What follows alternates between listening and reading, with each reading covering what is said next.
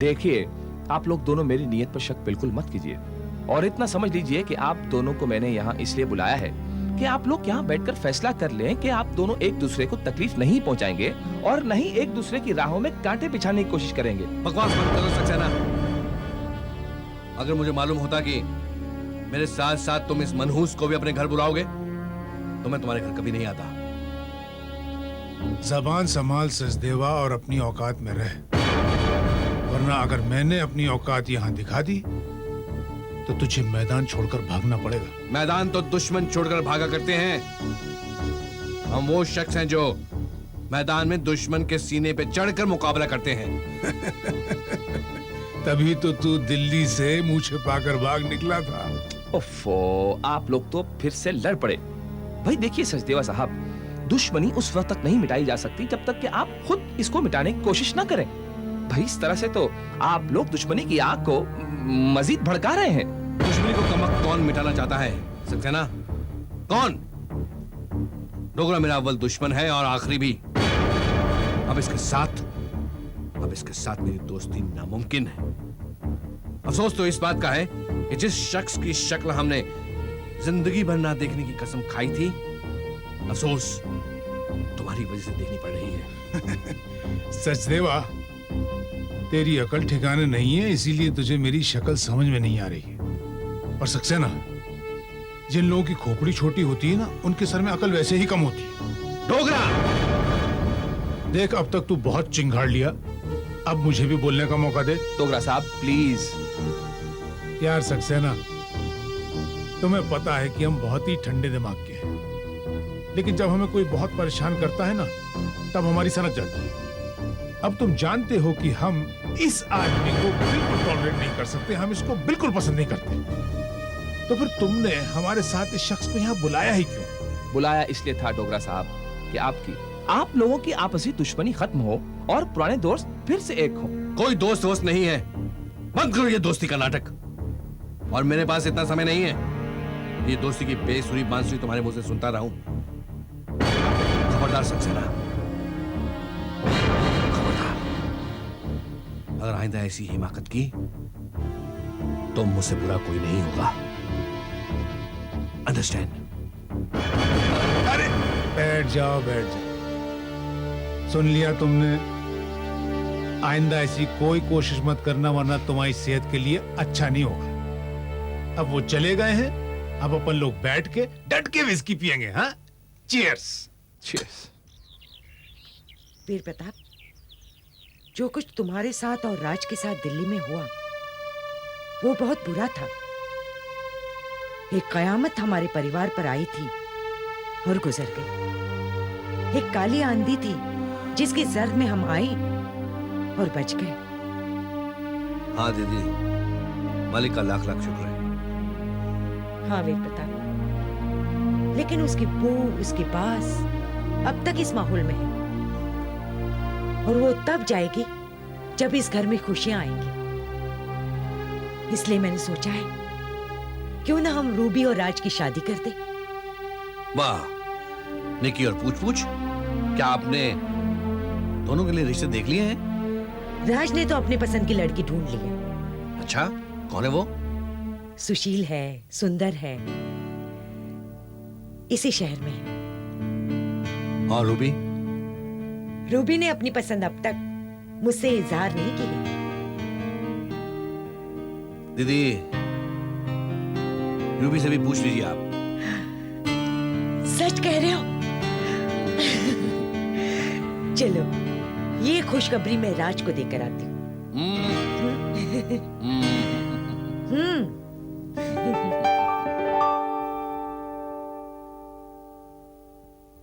राज, राज।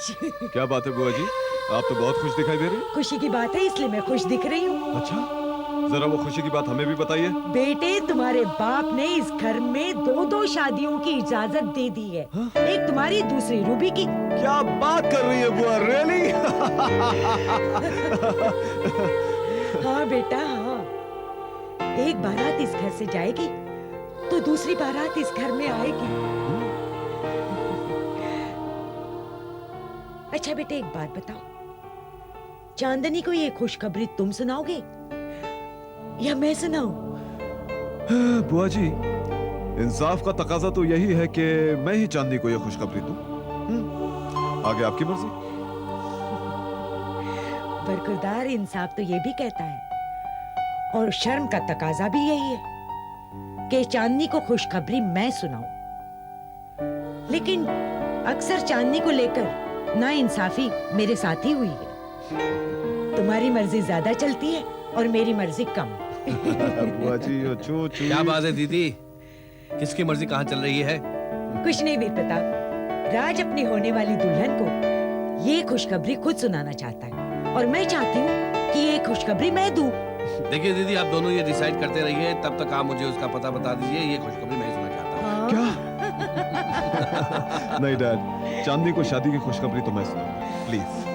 देखो बेटे, शादी की बात घर के बुजुर्ग ही किया करते हैं। एग्जैक्टली, मैं भी इसे यही कह रही थी। घर की बुजुर्ग औरत अगर नई नवेली दुल्हन को ये खुशखबरी सुनाए तो उसे ज्यादा सही माना जाता है। बुआ जी, दीदी, आपसे ये किसने कह दिया कि घर की बुजुर्ग औरत ही दुल्हन को ये खुशखबरी सुनाती है? भाई, हमने तो ये सुना है कि घर के बुजुर्ग मर्द ही ये खबर सुनाते हैं। अच्छा, तो एक काम करते हैं, टॉस कर लेते हैं। Toss? That's right. I think that's a brilliant idea. ये लीजिए। कंजूस पैसे निकाल रहा है। अगर हेड आया तो राज जाएगा यस।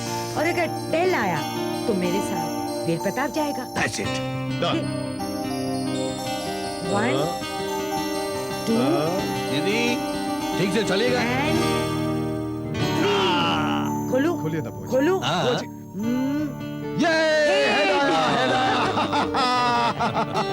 वीर प्रताप, तुम्हारी किस्मत में बहू के दीदार अब शादी के बाद ही होंगे। ओके बेटा, best of luck. Bye bye बुआ जी। बाय बेटा। Bye dad. बाय बेटे। और सुनो राज, जी। हमारी होने वाली बहू से हम्म। तुम्हारी ये आखिरी मुलाकात होगी। आखिरी मुलाकात? क्यों? बेटे, हमारी संस्कृति में ये कहा है कि शादी तय हो जाने के बाद दूल्हा दुल्हन को आपस में नहीं मिलना चाहिए। जी हाँ। और राज, अगर मुझे भनक भी मिली कि तुम मेरे मना करने के बावजूद भी मुझसे मिले थे तो तुम्हारी शादी कैंसिल। अरे क्या बात कर रही है बुआ जी? डैड डैड हेलो आप। भाई, इसमें हम आपकी कोई मदद नहीं कर सकते। लेकिन बुआ ने जो एक बात कह दिया, समझ लो पत्थर की लकीर है। ठीक है, ठीक है बुआ जी, अब मैं चलता हूँ। हाँ? देखो इसको, बेचारे को हमारी नकल उतार रहा है, वो भी जवानी में। वीर प्रताप, बच्चे अब बड़े हो गए।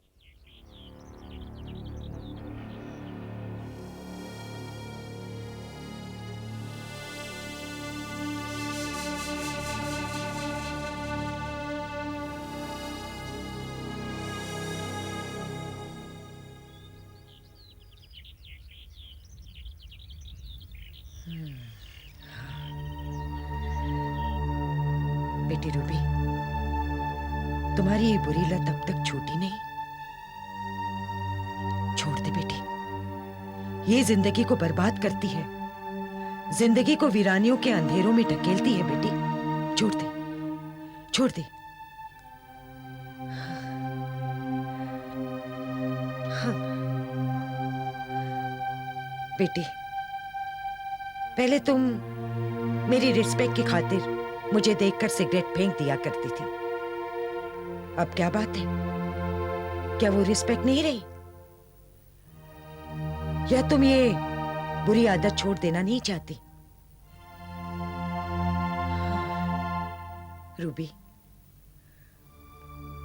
औरत समाज की बुनियाद रखती है। औरत बच्चों को संस्कार देती है। अगर औरत बिगड़ी हुई होगी तो वो बच्चों को क्या सिखाएगी? बच्चे समाज को बिगाड़ते हैं। समाज न बिगड़े इसलिए औरत का अच्छा रहना बहुत जरूरी है बेटा।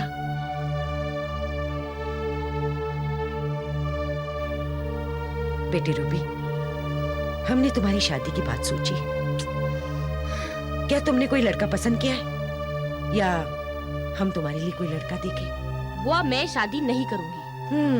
शादी तो तुम्हें करनी ही पड़ेगी, चाहे अपनी मर्जी से करो या हमारी पसंद की करो। नहीं बुआ, और अगर आप लोग जिद करेंगे तो अच्छा नहीं होगा। पागलपन नहीं करो रूबी, पागलपन कर रही हो तुम। ये मेरा पागलपन नहीं है बुआ, ये मेरा फैसला है। गलत फैसला है तुम्हारा बेटा। शुरू शुरू में अकेलापन अच्छा लगता है, लेकिन आगे जाकर यही अकेलापन काटने को दौड़ता है। यही अकेलापन बोझ बन जाता है बेटी। अच्छा, तो उस बोझ को मैं बर्दाश्त कर लूंगी बुआ। ये तुम क्या कर रूबी, क्या कर रही हो? हे भगवान, इसे मैं कैसे समझाऊं? भगवान, किसी तरह इसे सीधे रास्ते पर ले आओ। चांदनी, चांदनी। राज! जरा सोचो तो, आज मैं तुमसे क्या बात करने आया हूँ। हम क्या जाने, तुम क्या सोचते हो? क्या? तुमको पता ही नहीं कि मैं क्या सोचता हूँ? हे, तुम तो कहती थी हम तुम दोनों एक दूसरे में ऐसे समा जाएं कि तुम न रहो, हम न रहे। क्या हुआ? वो समाने वाली बात कहाँ गई? हैं? भाई हमें तो याद नहीं कि हमने तुमसे ये कब कहा था। मेरी कसम खा के बोल। ओ राज, हर घड़ी कसम मत खिलाया करो। देखो चांदनी, जब तक तुम ये नहीं मान लोगी कि तुमने मुझसे समाने वाली बात कही थी, मैं तुम्हें वो नहीं बताऊंगा जो मैं बताने वाला था। नहीं बताना है तो मत बताओ, हमें कोई फर्क नहीं पड़ता। अरे, तुम्हें कोई फर्क नहीं पड़ता? जी नहीं। अच्छा, तो ठीक है, मैं चलता हूँ।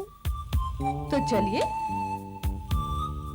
देखो देखो चांदनी, अगर मैंने तुम्हारे घर का दरवाजा फलांग लिया तो तुम बहुत मुश्किल में आ जाओ।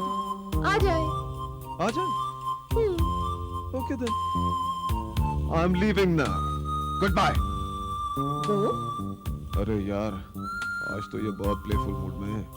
अगर तू चला गया तो इसे कोई फर्क नहीं पड़ेगा, बाद में सॉरी बोलेगी और पटा लेगी। जाइए जाइए। वो क्या है ना चांदनी, मेरे डैडी ने हमारी शादी के लिए ग्रीन सिग्नल दे दिया है। हाँ। हाँ कह दी? किसके लिए? हमारी शादी के लिए। ओहो, तो तुम्हारी शादी हो रही है। Congratulations। Oh thank you. किससे? किससे क्या, तुमसे यार। हमसे? हाँ। हमसे शादी हो रही है और हमें पता ही नहीं। भाई वाह। देखो चांदनी, मजाक छोड़ो, अभी बहुत हो गया। मजाक? प्लीज। मजाक कौन कर रहा है? भाई हमने तुमसे यूं ही दो चार बातें क्या कर ली, तुम हमें दुल्हन बनाने के सपने देखने लगे। भाई वाह। No, this is too much. अब मैं जा रहा हूँ, एक घड़ी भी यहाँ नहीं रुकने वाला। जा रहा हूँ मैं, गुड बाय। राज!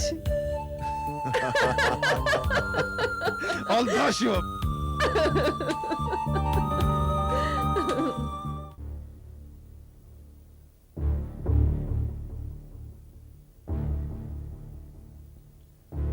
चांदी को सबक सिखाने के लिए कौन सा ऐसा रास्ता अपनाया जाए कि वो चारों खाने चित्त हो जाए। क्यों ना मैं सोनम का रिश्ता राज सचदेवा से जोड़ दूं। ये चाल ठीक रहेगी।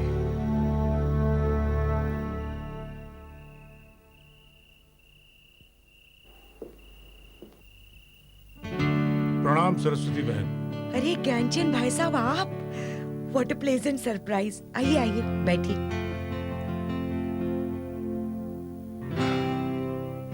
कहिए, कैसे आना हुआ? सरस्वती बहन, मैंने अपनी जिंदगी के तमाम अहम फैसलों में हमेशा आपके मशवरों को अहमियत दी है। आज भी मैं एक बहुत ही अहम फैसला करने जा रहा हूं और मैं चाहता हूं कि इस फैसले में भी आपका मशवरा मिल जाए। कहिए। सरस्वती बहन, आप तो जानती हैं मेरी एक बेटी है सोनम। मेरी बेटी अब मेरे कंधे तक आ गई है और बेटी जब बाप के कंधे तक पहुंच जाती है तो बाप को फिक्र होने लगती है। ये बात आपने बिल्कुल ठीक कही। सोनम के लिए आपने कोई लड़का देखा है? बहन, लड़का क्या देखना है? लड़का तो आपके अपने घर में है। और फिर मेरी बेटी को आपके घर से बेहतर घर मिलेगा कहां? आपसे बेहतर मां जैसी सास मिलेगी कहां? जी? हाँ, मैं बेटे राज की ही बात कर रहा हूं। बहन, सचदेवा और मेरे बीच फैली हुई दुश्मनी, जिसे मिटाने का प्रयास आप बरसों से कर रही हैं, वो हमारी आपसी रिश्तेदारी में यूं चुटकियों में मिट जाएगी। बहन, वक्त गवाह है, तारीख गवाह है। बड़े बड़े दुश्मनों ने इसी तरह रिश्तेदारियां करके अपने दिल की दुश्मनियां मिटाई हैं। लेकिन भाई साहब बहन, अगर आप ही मेरी बेटी को गले नहीं लगाएंगी तो उसे कौन गले लगाएगा? दीदी, ये यहाँ क्या कर रहा है? क्या कर रहा है यहाँ? इसे फौरन हमारे घर से निकल जाने के लिए कहिए। सचदेवा, मेरी बात तो सुनो। मेरी बात समझने की कोशिश तो करो। मैं जिस मकसद से यहाँ आया हूँ उस बात को एक बार सुन तो लो। मुझे तुम्हारी कोई बात नहीं सुननी है, कोई बात नहीं सुननी है। अच्छे मकसद के लिए तुम मेरे घर नहीं आ सकते और गलत बात मैं नहीं सुन सकता। देखो डोगरा, मैं बेटा राज इस समय घर में है। अगर वो आ गया ना तो बहुत बुरा होगा, इसलिए निकल जाओ। आई से गेट आउट।